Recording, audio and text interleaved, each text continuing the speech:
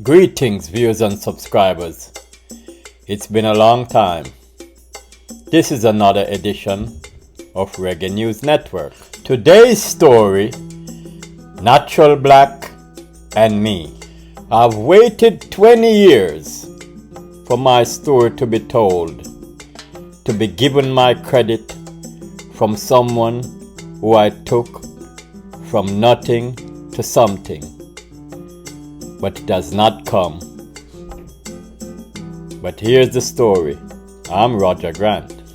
It was around June 2020. I started my label Organic Records and put out one single with the girl group 4th Street Sisters. After some difficulties dealing with 4th Street Sisters manager, I decided I need to find an artist of my own. So one day, I was at the studio of one of my good friends, reggae singer Andy Livingston, and I said to him, "You know I need an artist." And he said, "I know this guy, he comes here every day. His name is Natural Black." I said, "Is he any good?" He said, "Yes," and he played me a couple songs that he had. And I said, "Yeah, I like the way he sounds, I'd like to meet him." So we said, "Stick around, he'll be here in the afternoon, cause he comes here every day." Around 4 o'clock that same afternoon, in walks tall, lanky dreadlock youth. You could see that hardship was on him. His foot was white from the dust in his sandals. And Andy Livingston says, "There he is." After we were introduced, we hit it off right away, started talking about music, etc. The topic came around to management. I said, "Are you being managed by someone?" He said, "Yes, he's on the contract with Yulan Ratri Wright." Evening came and I said, "Where do you live?" He said, "Dreadites." So I said, "Let me drop you home." Then before exiting the car, he said, "I have a question to ask you." He said, "My son is just born. Should I put him in my real name or the name which I'm working with?" I said, "What do you mean?"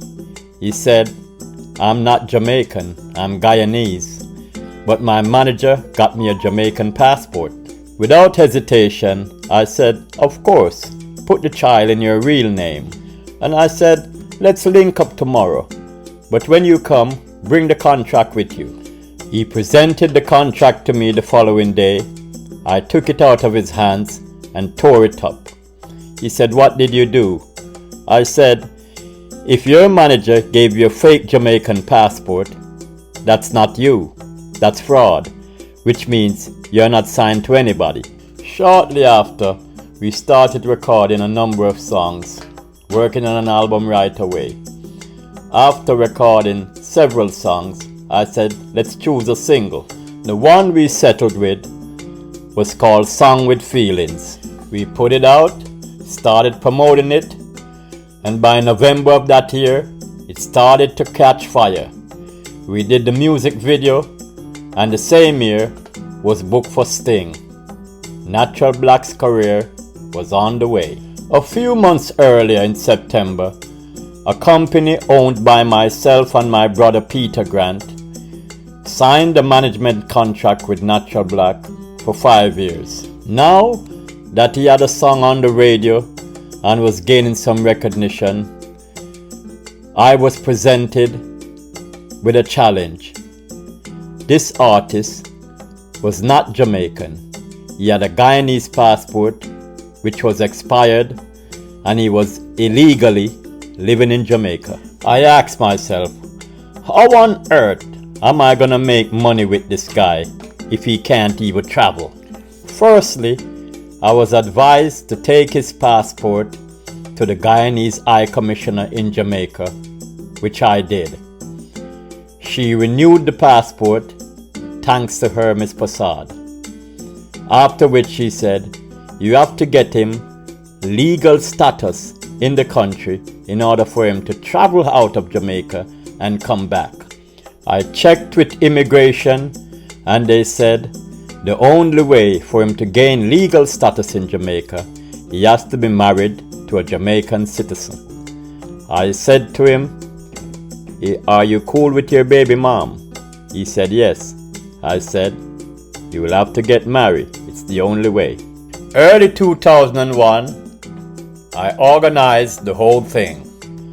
Natural Black was married to his fiancée, Tyra, with the only two witnesses, myself and my mother, Sylvia. As a result of that marriage, he was granted by the Jamaican government a 2-year exemption from a work permit, which is like a Jamaican green card. With this stamp in his Guyanese passport, he was now able to travel outside of Jamaica and return, as he was considered for all legal purposes a resident. After only 11 months of working with Natural Black and the release of his second single, Bad Mind, we started to tour, the first being Switzerland. Many others followed: France, Italy, Sweden, Slovenia, Trinidad, French Guiana. Natural Black became a big item in Europe, very popular, and now making steady income, and was able to leave Dreadites, rent a nice house in Portmore, and bought himself a car. In 2003, after 3 years of being under my management, things started to change. Around this time, another record label and management outfit, Fifth Element Records, was on fire. They had in their camp Anthony Cruz, Chuck Fender, Itana, and of course, the big gun, Richie Spice. Around this time, I briefly went to England, and the artists used my absence as an opportunity to start to move around the Fifth Element camp. Seduced by his own self-interest and greed, he started to make a switch. He wanted to leave my management to go to Fifth Element. There started a vicious back and forth between myself and Fifth Element, with the artist siding with Fifth Element, betraying me and stabbing me in the back in the process. Natural Black, becoming now a known commodity in the music business and who was in demand, he thought to himself, "I don't need Roger Grant no more. I need someone to take me to the next level." And against the advice of most of the people in the music industry, he insisted that he did not want to continue in a managerial relationship with me anymore. After the haggling, the back and forth, consternation, anger, and disappointment, I decided, for my own sanity, it was time to let go. The thing with Fifth Element did not even work out, as in a few short years, the label would be beset with criminal allegations and had to close down. He tried some other managers, which did not pan out either. In 2006, he got a bump in his career with the Don Corleone release, Far From Reality. He was hot again and in demand. But rudderless and without strong management, without the guiding hand of myself or some other, his career went up and quickly went back down.